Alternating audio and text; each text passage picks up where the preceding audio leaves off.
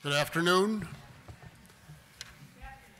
and thank you, and welcome to our panel this afternoon on Russia and Putin and whether another Cold War is on the horizon. Well, that's something we hope to avoid.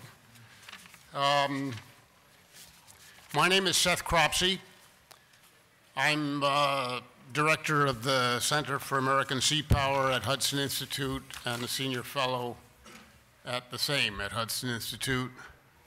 I was Deputy Undersecretary of the Navy in the past, and Acting Assistant Secretary of Defense for Special Operations.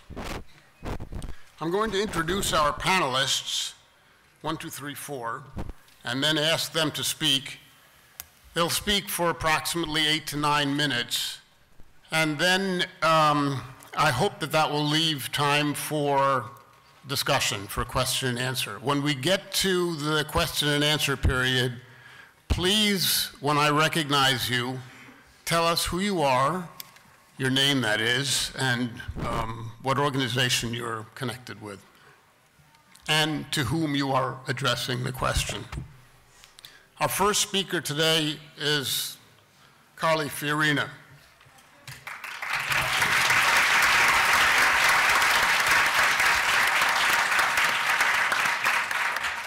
When Carly was recruited to Hewlett-Packard, she became the first woman to lead a Fortune 500 business, Fortune 50 business, and she took Hewlett-Packard from the 28th to the 11th most profitable company in the United States. In her 6 years as chairman and CEO of Hewlett-Packard, she doubled its revenues to $90 billion, more than quadrupled its growth to 9%, tripled the rate of innovation to 11 patents per day, achieved market leadership in every market, and produced and product category and quadrupled cash flow. And I must say, Carly, that I sort of wish that I was introducing Hillary Clinton here today, because her list of accomplishments is much shorter and it would take me a smaller time.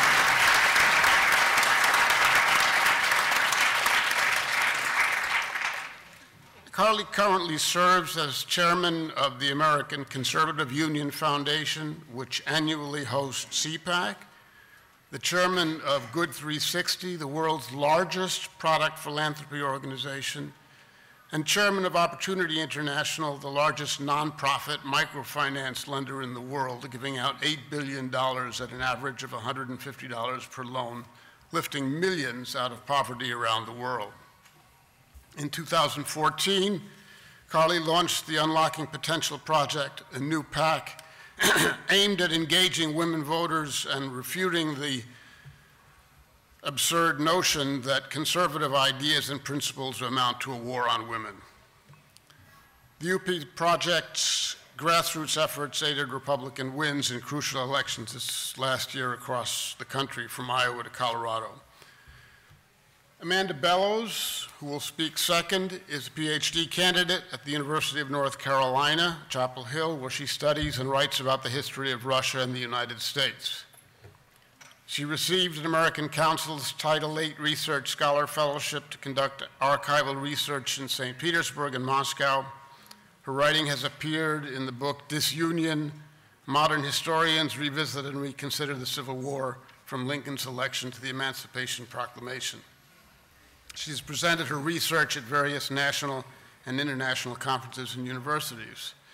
Next is Clifford May, president of the Foundation for Defense of Democracies, created immediately following the 9/11 attacks on the United States. Under his leadership, FDD has become one of the nation's most highly regarded policy institutes and a sought-after voice on a wide range of national security issues. Next speaker is, and last, is Gregory Angelo. He is current Executive Director of Log Cabin Republicans, the nation's voice for gay conservatives and straight allies who support equality under the law for all, free markets, individual liberty, limited government, and a strong national defense. He was an alternate delegate for Newt Gingrich in the 2012 election cycle and has been featured in numerous media outlets, including the O'Reilly Factor, Wall Street Journal, USA Today, and many more. This panel is called Putin's Russia, a new Cold War with a question mark following war. It's a good question, and we have an excellent panel here to discuss it. I don't think we're heading toward a new Cold War because the old one was fueled by Soviet ideology and a command economy's ability to fund its military. Putin has little ideology. He wants Russia to regain its previous position as a superpower. He has a lot of power, but his pocketbook depends on monopolizing the export of Russian energy. This will become more difficult as new sources come online. But this is not to say that Russia isn't a threat or that the future of US-Russian relations looks rosy. It doesn't. Actually, it never has. And I'm sure, I expect I'm not telling you something that you don't already know, that the Russian dissident Boris Nemtsov was assassinated yesterday in Moscow. And Putin immediately resolved to get to the bottom of the issue, which, yes, it is humorous. It's sort of like Hitler declaring on the morning of November 10th after the Kristallnacht that he would get to the bottom of how the SA had attacked Jewish businesses.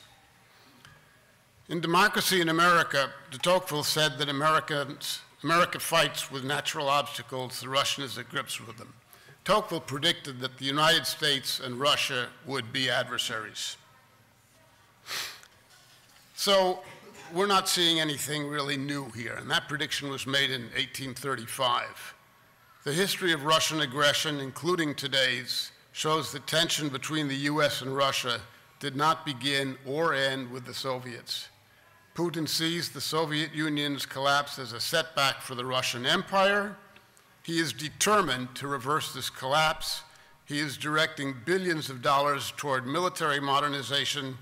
The Russian military has repeatedly conducted military drills and exercises near the borders of our NATO partners in the Baltic states. Russian nuclear bombers fly along our coasts, and irredentist propaganda, not to mention irredentist military action in the Ukraine, is on the rise. Russia's Navy is receiving long-awaited funding, and although the majority of its current surface ships are Soviet-era relics, there will be a return to out-of-area deployments by the years 2025 to 2030, with a much sooner renewal of their strategic, that is nuclear, as well as coastal defense and amphibious capabilities. Although suitable for today, the US Navy's 20 to 30-year shipbuilding plan is measured by increases over average sums dedicated to US combatant shipbuilding of the past two decades is simply unsustainable. The slow-mo invasion of eastern Ukraine proves that all of this is not a Potemkin village posturing. Low oil prices and sanctions will certainly impede Putin's Russia, but will not stop it, even at the cost of the economy. The Deputy Commander for NATO forces, British General Adrian Bradshaw, has warned that there's a real danger that Russia will pursue destabilizing and covert tactics in the Baltics, similar to what's happening today in Ukraine. Our Baltic NATO allies fear that such tactics will undermine NATO decision-making and that the response will come too late to save the national security and integrity. So we have a problem. I'm not sure it leads to a Cold War. Somebody mentioned hot war before here. In a way, they might be right. Let's hope they're not. Let me turn the podium over to Carly. Thank you very much.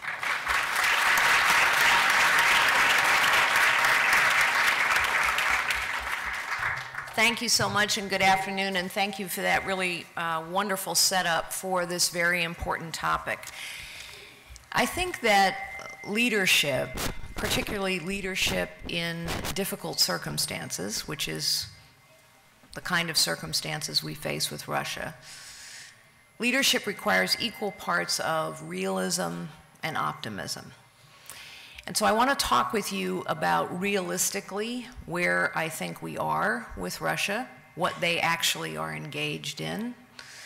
And then I want to turn to some reasons for optimism if we are prepared to lead. So let's start with the assassination that occurred yesterday, just in case we all were missing it. This is a leader in Vladimir Putin who is prepared to go to any lengths necessary to eliminate opposition. So he literally, I'm sure he will look into it, I'm sure he will deny it, but let's be clear, when someone is gunned down virtually on the steps of the Kremlin, and he is your only real opposition left standing, we should be realistic about why that happened. If you were to meet Vladimir Putin, and I have, you would be potentially charmed. He's quite intelligent, very charming, speaks exceedingly good English, exhibits a disarming sense of humor, has a really good grasp of sort of what's going on in the world, popular culture. I mean, this is an engaging man. And of course, that's part of where he gets his power. I'm sure it is part of the reason why, unfortunately, President George W. Bush made the comment that he had looked within his eyes and seen the soul of a good man, and why Mrs. Clinton and President Obama may believe that they can talk with him about finding a better path and resetting our relationship. He is a formidable man, and he is a charming, facile, and intelligent man. We know, for example, that as a man, he has no compunction whatsoever about looking into the television cameras and saying with absolute and complete sincerity, Russia has nothing to do with what is going on in the Ukraine. And we are not violating the ceasefire. And we do not have tanks rolling across the border. He looks into the camera and he says this with great conviction, even moral rectitude, when it is absolutely false. So let us begin by acknowledging that realistically we cannot underestimate this man. Secondly, let us recognize that he has, as this latest assassination demonstrates, he has over a series of years ruthlessly consolidated power. And think about how clever it was, how strategically sophisticated, how disciplined it was to literally step aside from a role, put a protege into the role, come back to the role. That takes a lot of strategic thinking, a lot of tactical maneuvering. It takes a lot of political allies to do that. And all the while, he has consolidated his power, eliminated his enemies, and achieved objective after objective after objective, politically speaking. His entire Russian economy is now controlled by loyalists. Yes, there are oligarchs who have made scads of money, but all of them are completely loyal to President Putin. All of them are willing to pull the levers of economic power on his behalf, and those that are not have ended up in jail or worse. So this is a tyrant who is prepared not only to consolidate power economically, but to consolidate power politically and to use one to leverage and consolidate and aggrandize the other. We now have a situation in Russia where all the media is controlled. So there really is no opportunity for the Russian people to actually understand what is going on. And there's been a lot written and observed about the fact that Vladimir Putin's popularity is at all-time highs. People sometimes find this inexplicable, but if all you know is what you're being told by his regime, of course he's going to be popular.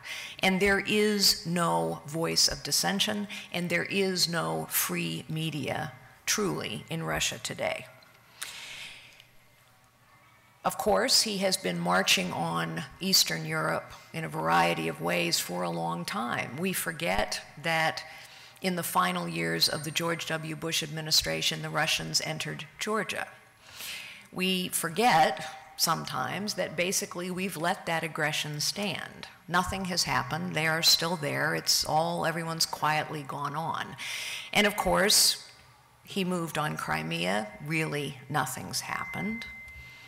And we are now, I think, facing a negotiation around how much of Ukrainian territory the Russians will actually keep and under what conditions, because clearly this administration is not willing to challenge any of those forays, not into Georgia, not into Crimea, and not into Ukraine.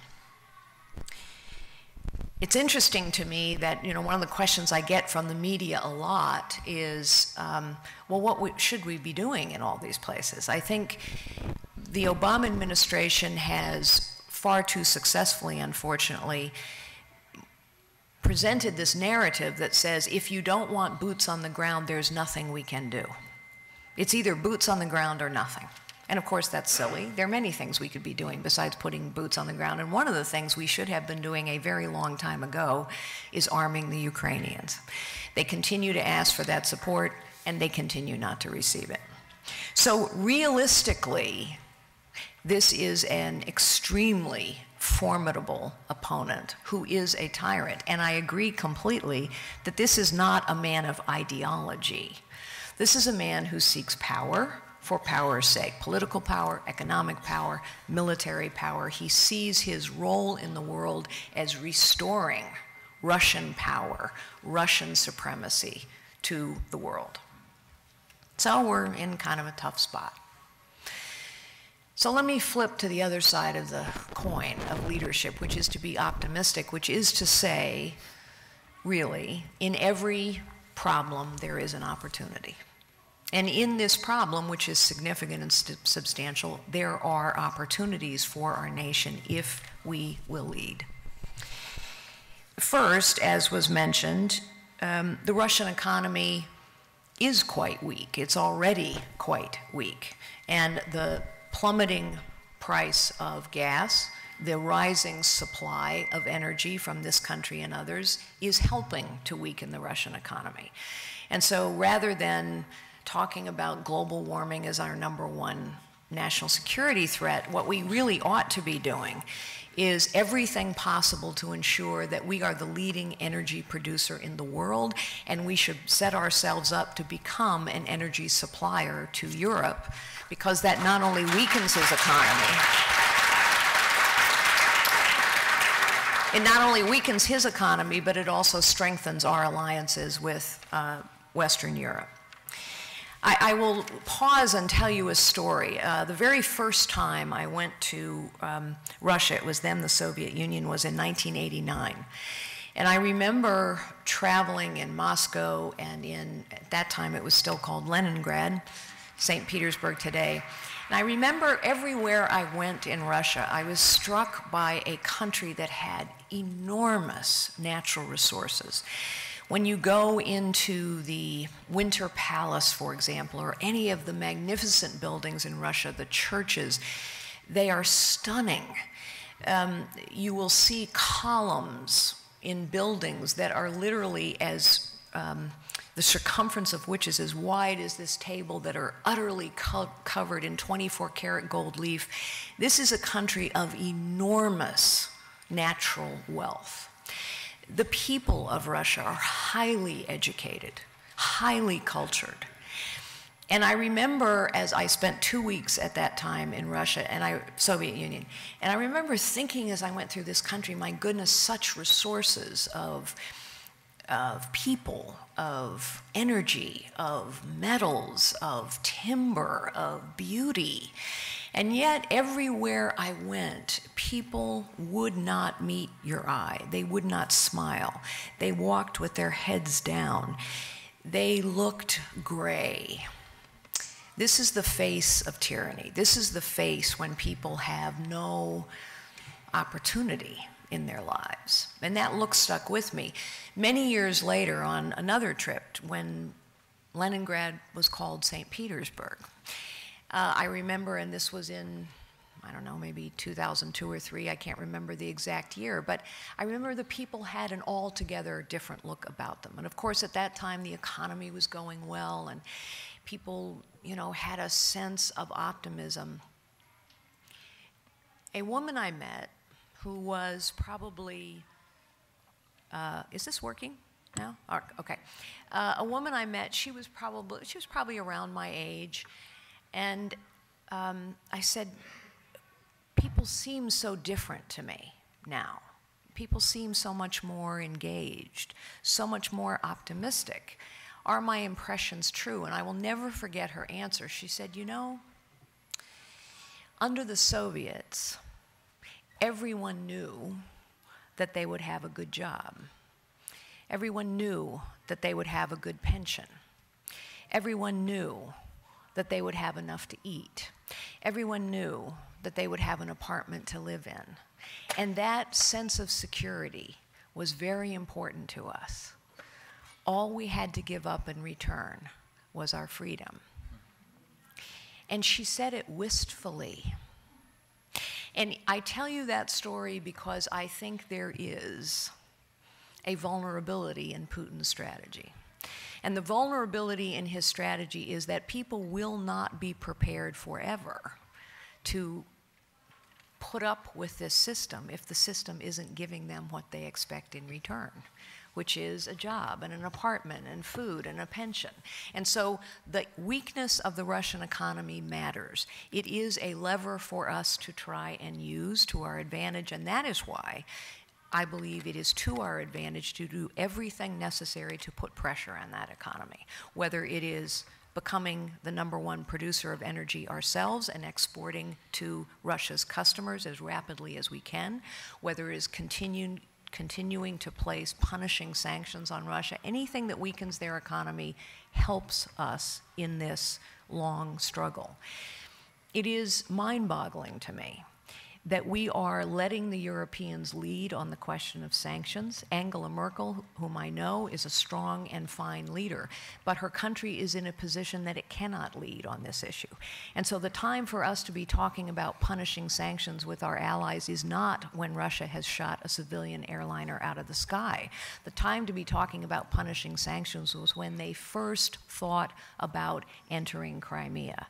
And now that they clearly are not willing to uphold the ceasefire, we, unilaterally if necessary, should be placing as punishing a set of sanctions as we can on this economy. Finally, I think the most important opportunity of all that Russia represents is the opportunity for the United States of America to rebuild our alliances in Europe and in Eastern Europe. NATO has been let us face it, a weakening alliance of less and less relevance for some time. Now is the time, with the threat of Russia on Europe's doorstep, to speak to our European allies and to truly lead them to make the investments that are necessary in their own military. Of course, we have to make the investments necessary in our military as well, but to have them make those investments, necessary investments in their military, and to stand with them and lead them so that they can actually execute against their responsibilities in the NATO alliance, which are to defend one as if all have been attacked. That is one opportunity we have in front of us. The second opportunity we have in front of us is to rebuild our Eastern European defenses. President Obama inexplicably and unilaterally pulled our plans for missile defenses out of Poland. We should be rebuilding those as we speak. We have an opportunity now with our Eastern European allies in places like Lithuania and Estonia, who are truly frightened of what has happened, now is an opportunity to rebuild a strong alliance with them as well and to strengthen our own defenses and the defenses of Europe. Every one of those opportunities that comes from this problem called Vladimir Putin and his Russia, every one of those opportunities is available to us. Each and every one of them will take American leadership, which is why, once again, we have to win in 2016. Thank you so much.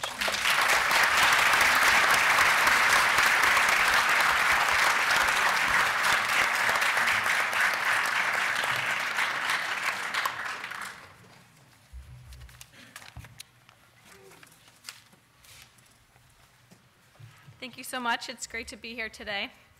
Before beginning, I was hoping to show some slides, and I wondered if anyone from ACU was here with those slides.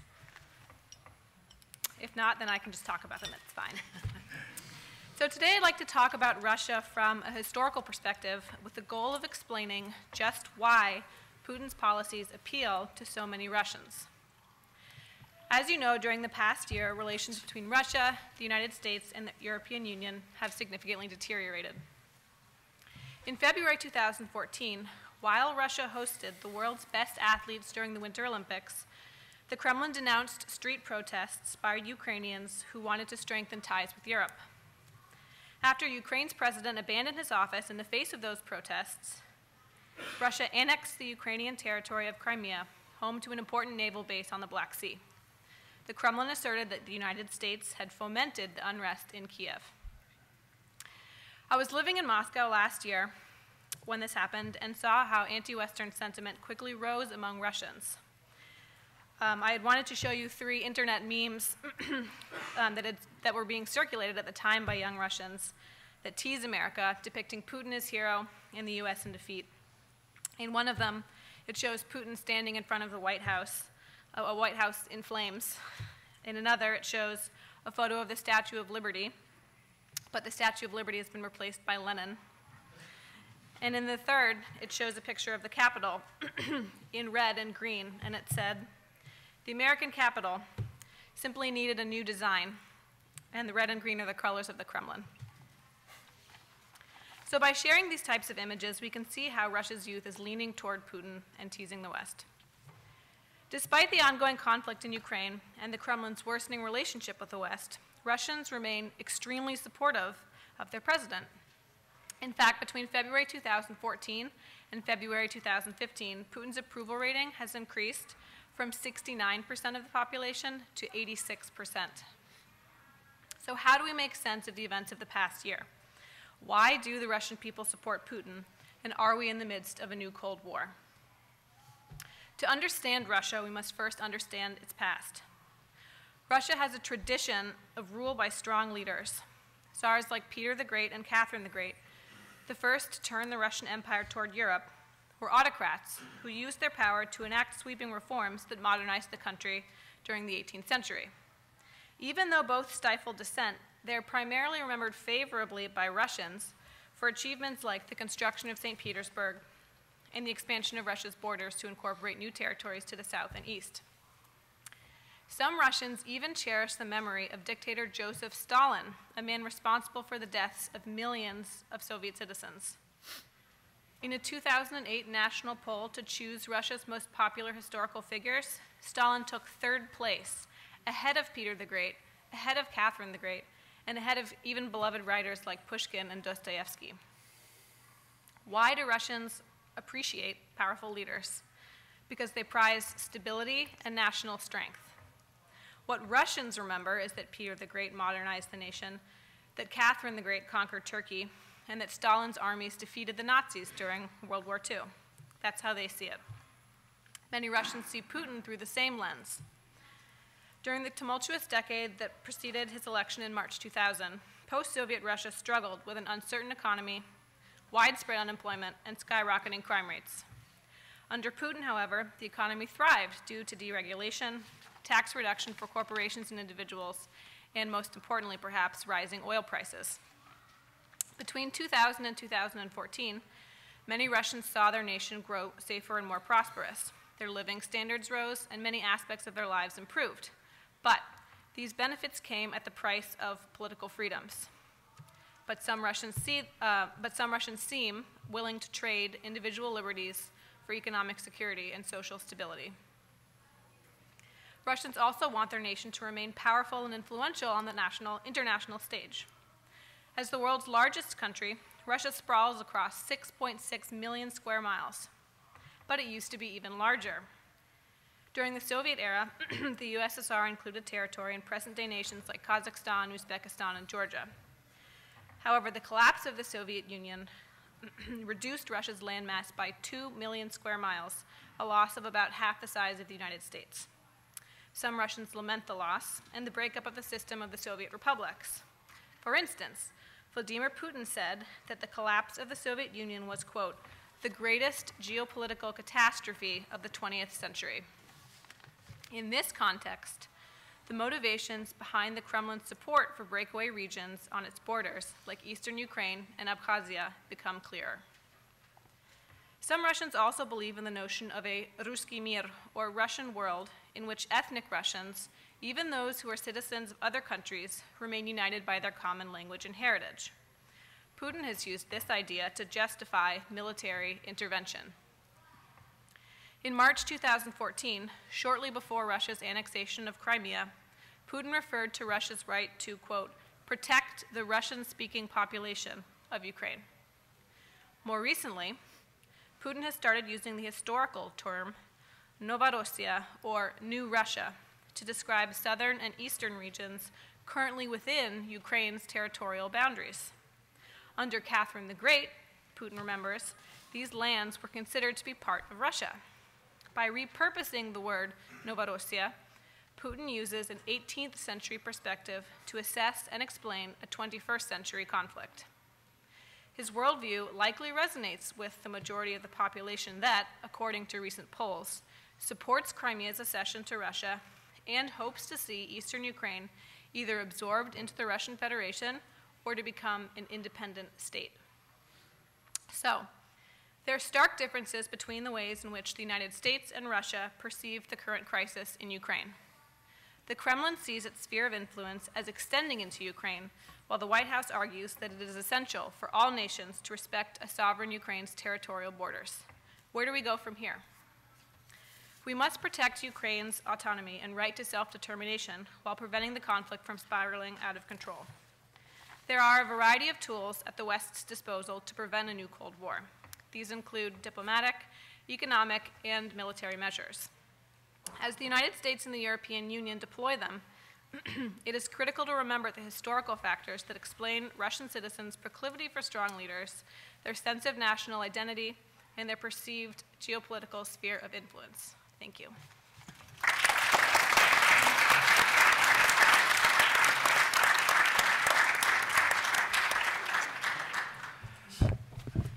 Very good, and thanks, and it's good to be with you all. By way of context, I'm going to mention that I've been studying Russia for a rather long time. My first visit there would have been 46 years ago, in 1969. And in 1972, I was one of a small number of exchange students, American exchange students, at Leningradsky Государственный университет, Leningrad State University, Leningrad State.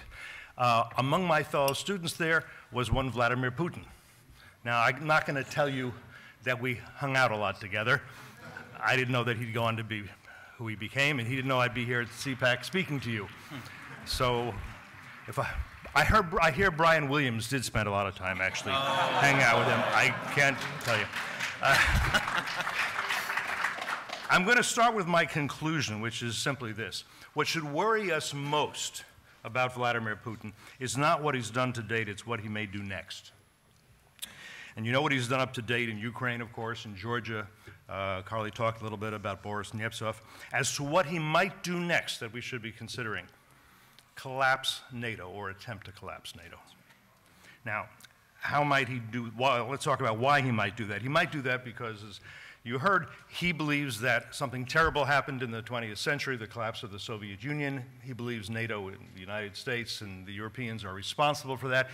Frankly, he would like what I would consider revenge, what he might consider justice. And he also sees NATO as a threat to him and to Russia. And so collapsing NATO would be an effective means to the end he seeks, and also to his territorial and other ambitions. Let me make clear that I don't think Putin believes the fall of the Soviet Union was a calamity because he is a communist. Rather, what troubles him was the loss of Russia's great power status, or to put it in more 19th century terms, maybe 18th century, the loss of Russia's empire. So knowing what Putin might do and why he might do it leads us to this question: how might he do it? And I think it's very simple. He would follow his invasion of Ukraine on a trumped-up pretext with an invasion on a trumped-up pretext of one or more of NATO's smaller members, nations that were once Soviet republics and still, by the way, have sizable Russian-speaking, maybe Russian ethnic populations. In particular, I'm talking about Lithuania, I'm talking about Latvia, and I'm talking about Estonia. Now, if he were to invade these countries, and if NATO were to prove unwilling or unable to defend them, these NATO members, these EU members, that, I think, would be the death of NATO. And it would be a serious blow, a strategic blow to the EU. So right now, the White House, the State Department, and the Pentagon ought to be thinking, are we going to defend NATO, yes or no? And if the answer is yes, how? And how do we signal that, beginning immediately? I'm not sure that's going on in any productive fashion. It's important that we make a serious attempt always to understand our enemies and our adversaries. And I don't think we've done this very well in recent years, not whether we're talking about the various jihadi regimes, particularly the Islamic Republic of Iran or the Islamic State. I don't think we've done a good job. And just a few days ago, a British House of Lords report came out, and the committee's chairman said the EU, and by implication the UK, was guilty of sleepwalking into the Ukrainian crisis, and that the UK's expertise within the Foreign Office has diminished significantly. The lack of robust analytical capacity effectively led to a catastrophic misreading of the mood in the run-up to the crisis. What he really means is we don't have very good Putinology. We didn't understand this guy. We didn't understand what he wanted to do. You remember Kerry saying that Putin was acting like a 19th century man, as if that would hurt his feelings in some way. It shows a great misunderstanding, and it's not that hard. Under both czars and commissars, the occupant of the Kremlin commanded an empire, and I'd wager that Putin sees it as his mission, perhaps even his destiny, to reestablish that empire, the status quo ante. His most immediate goal appears to be reestablishing Russia's Eurasian sphere of influence. He might have accomplished that, by the way, without invasions, without violence, and without the seizure of territory, just by making Ukraine, Georgia, and other former Soviet territories increasingly dependent on the Kremlin. That would not have been hard to do. But Vladimir Putin is a little bit like Tina Turner. He never does nice and easy when he can do nice and rough instead. He views conflicts as binary. One side wins, the other loses. None of this win-win stuff. Nor are there resets based on both sides making compromises. That reset idea was a profound misreading of Putin by President Obama, by Hillary Clinton, and I'm sorry to say by our ambassador, Michael McFaul, who's a very bright man. Putin does not believe diplomacy is the path to conflict resolution, a subject now studied on many campuses. He believes diplomacy is war by other means. He respects strength, and he finds weakness repugnant and provocative. A quote from Putin that I think tells you a lot. The weak, he has observed, get beaten. And I think he adds implicitly, and deserve to get beaten. So, to employ a Leninist phrase, что делать? What is to be done? In this instance, we should look at the root cause, which I'd argue is the breakdown of the liberal, small l, rules-based international order. At the conclusion of World War II, there were two great powers, the United States and the Soviet Union. Their competition was not without pain and peril, but there were constraints, because neither side sought martyrdom. The possibility of mutually assured destruction served as a deterrent. With the fall of the Berlin Wall, the United States accepted the burden of global leadership.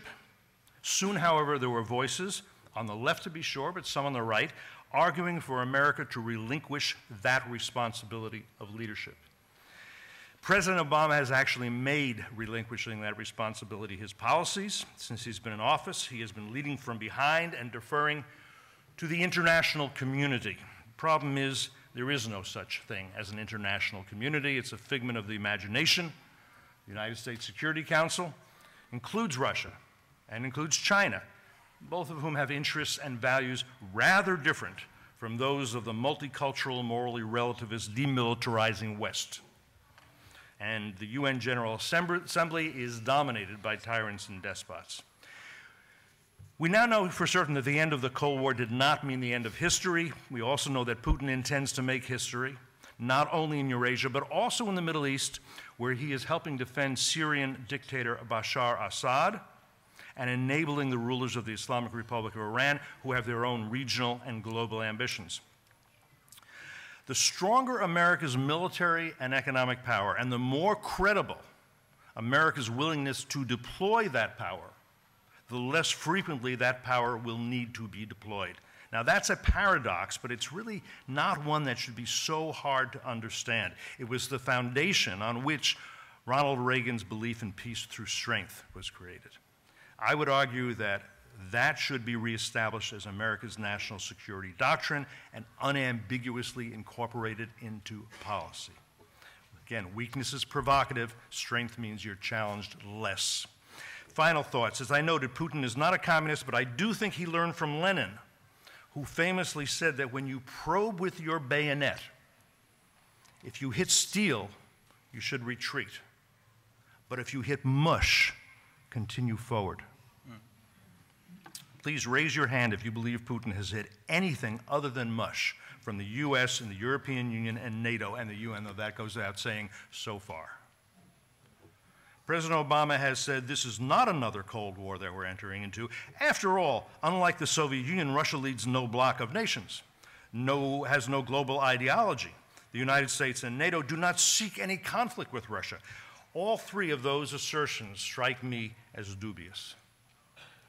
First, we may indeed be entering into something akin to a Cold War if the definition of Cold War means a period of prolonged tension. That's true. Low intensity and proxy conflicts, that's true, and the possibility of a spark setting off a larger conflagration. Second, though Putin may not be leading a bloc of nations, he is aligning with regimes based on anti-Western and anti-democratic ideologies. In other words, Iran, its client Syria, North Korea, and in a way Islamism, which in its Iranian expression Putin is enabling. And Islamism is every bit as much of a global ideology as was communism. It's very coherent. Third, if the president is implying that the Cold War came about because the US and NATO sought conflict with the Soviet Union, he is dead wrong. The root cause was Soviet empire building and the dropping of an Iron Curtain over Eastern Europe. The revisionists on this were wrong. We know that by now, I hope. Finally, Putin does not need to be reminded that America and NATO are not seeking conflict with him. He is confident that both fear conflict much more than he does, more than Iran's rulers do, more even than the young dynastic dictator of North Korea. That's a good reason for all of them to drive hard bargains, demand significant concessions, and impose serious humiliations on America and on the West. Does President Obama grasp any of this? And is he attempting to develop a strategy to deal with it? Are the various prospective candidates who are visiting CPAC today grasping this and developing strategies? Perhaps we can discuss that in the Q&A. Thank you very much.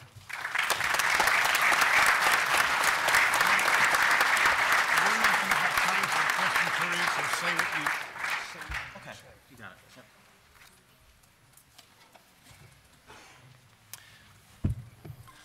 First and foremost, I would like to take this opportunity to thank the American Conservative Union for the invitation to participate on this panel. Yeah. Particularly Chairman Matt Schlapp and Dan Schneider, the Executive Director of the American Conservative Union. In advance of this panel, Putin's Russia, a New Cold War, and the invitation by the ACU to log cabin Republicans to participate in it, I've been asked by numerous CPAC guests and especially members of the media, why log cabin Republicans would participate in a panel on Putin's Russia, of all things.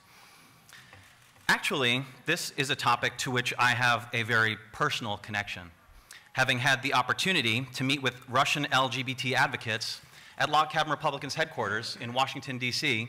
in 2013. This is a tremendous opportunity to put a face on the human rights abuses that are taking place in Russia, not just against the LGBT community, but against the Russian population as a whole. One of the gentlemen who visited the Log Cabin Republicans office, he's in the striped shirt here, his name is Gleb Latnik. And yesterday evening, I found out about the assassination of Boris Nemtsov, not through the banner headline on the Drudge Report or through traditional conservative media outlets or any media outlets at all.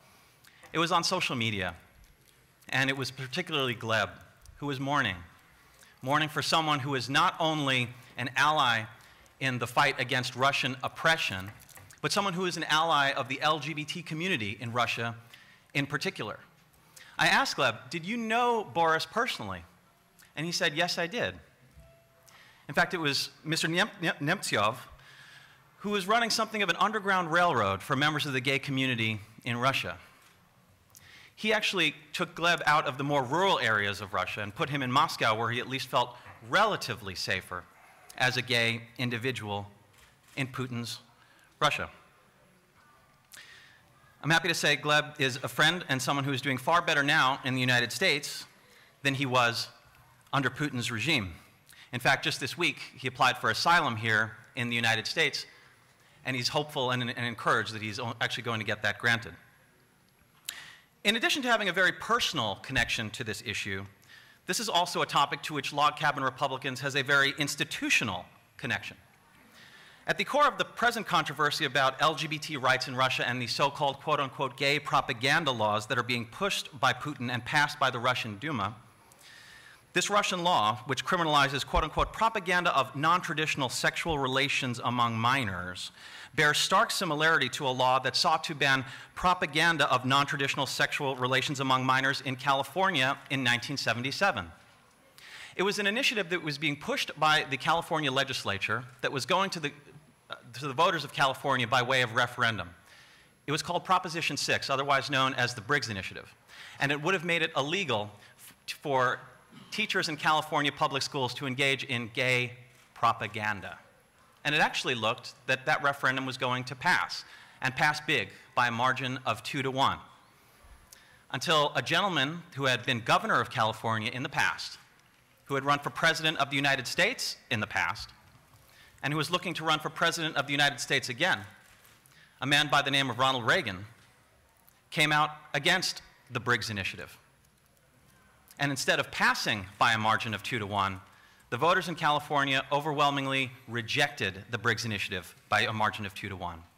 And in order to support Ronald Reagan and to pay homage to the history that the Republican Party has in everything from emancipation to suffrage and the Civil Rights Act, the name Log Cabin Republicans was chosen as a tip of the stovepipe hat to our country's first Republican president, Abraham Lincoln, and the lore around his birth in a log cabin. Reagan's opposition to gay propaganda laws were rooted in their potential for harmful consequences, unintended consequences. And that's exactly what we are seeing playing out in Russia today. Because of its broad and vague wording, what Putin's quote-unquote gay propaganda law has created is essentially an army of anti-gay vigilante crusaders who target gay people and people merely suspected of being gay for extreme violence.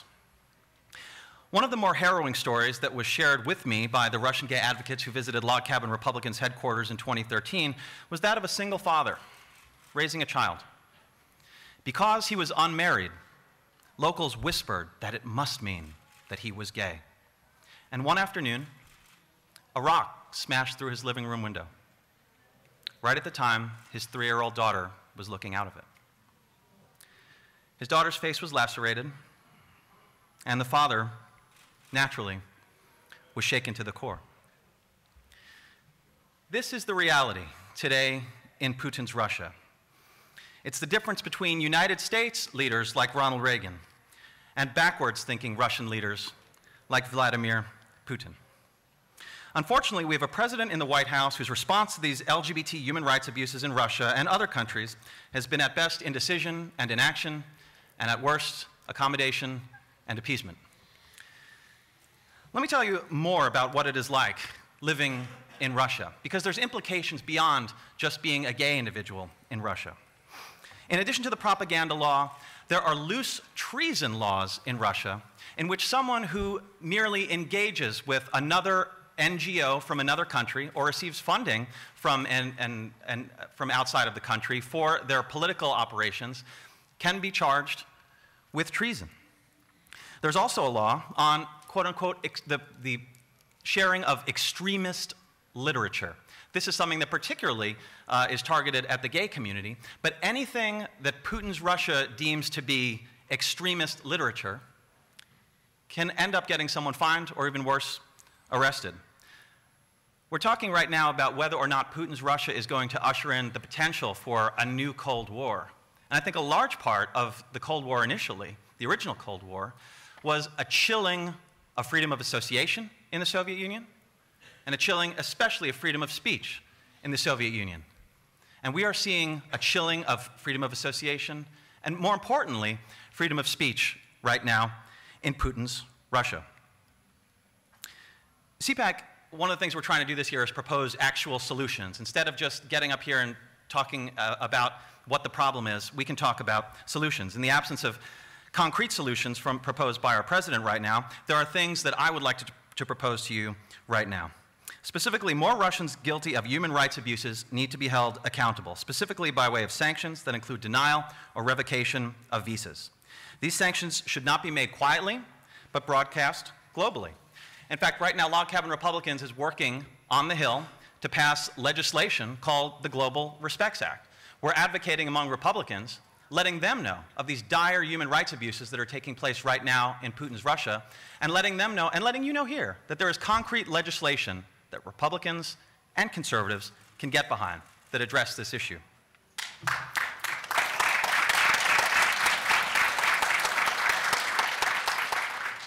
There is a tremendous opportunity right here for conservatives. I've heard a tremendous amount of rhetoric from the main stage at CPAC this week talking about ISIS and Islamic extremists targeting Christians and Jews. Agreed, the Islamic extremists must be destroyed, but additionally, Islamic extremists are targeting gay people and people just suspected of being gay for violence and outright execution, and broadcasting those executions via social media. We have a tremendous opportunity right now, here at CPAC, to begin this movement, to coalesce as conservatives, to unite behind human rights, to stand up for freedom, and to contrast the tyranny of Putin's Russia with the love of liberty in the United States. Thank you.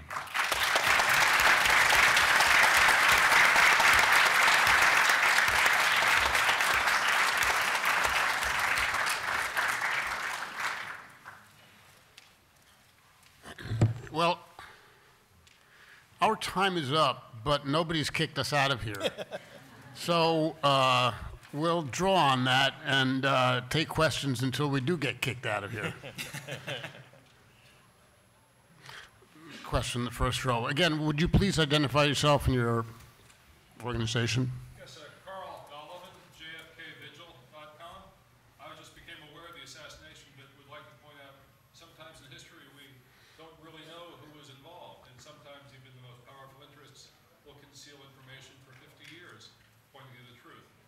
But looking to the opportunity for peace, I'm reminded that the United States abandoned its obligations under Bretton Woods in 1971 to facilitate a stable global monetary system which would lead to peaceful coexistence. In Reykjavik, the U.S. and the Soviet Union met in the past. Might not Reykjavik be a good place for East and West to meet and discuss a new Bretton Woods agreement to bring peace? Thank you. Question in the back of the room. And would you please also say to whom your question is addressed? Yes, my name is Jonathan, and I'd like to ask the panel, kind of in a follow-up to the question we just heard, what the effect of the BRICS New Development Bank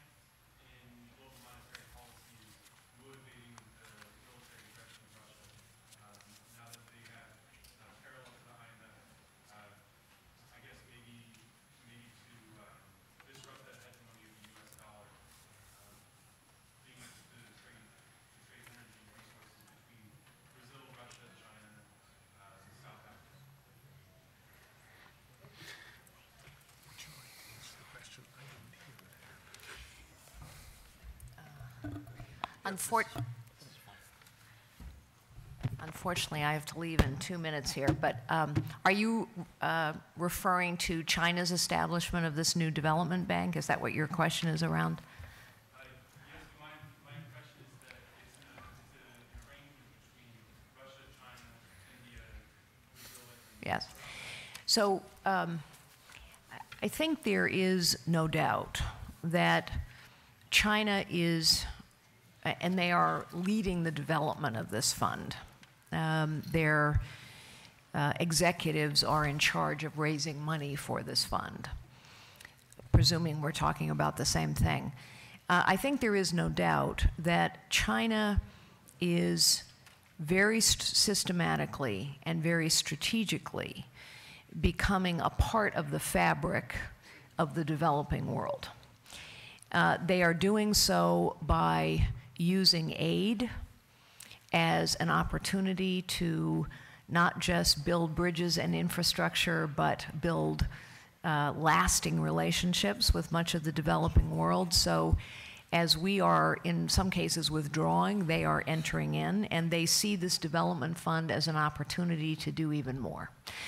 They see this development fund as a way of solidifying their leadership of emerging economies like the BRICS. By the way, I was asked by the media recently whether there was anything that I would applaud President Obama for, and I said, yes, actually there is. I think it was the right thing for him to travel to India recently, because the U.S. cannot permit China to become a dominant force in what is a very important relationship to us for many reasons.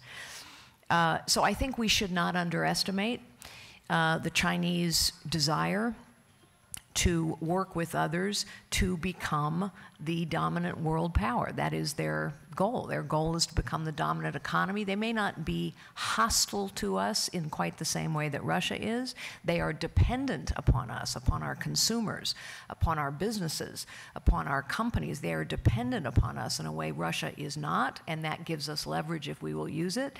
But there is no doubt that China wants to become the global economic powerhouse, and they see an opportunity to ally with others. The last thing I will say, and then I will have to exit stage right here, my apologies, but the last thing that I will say, and a number of our excellent panelists, and please thank our excellent panelists here. I think they were all fantastic.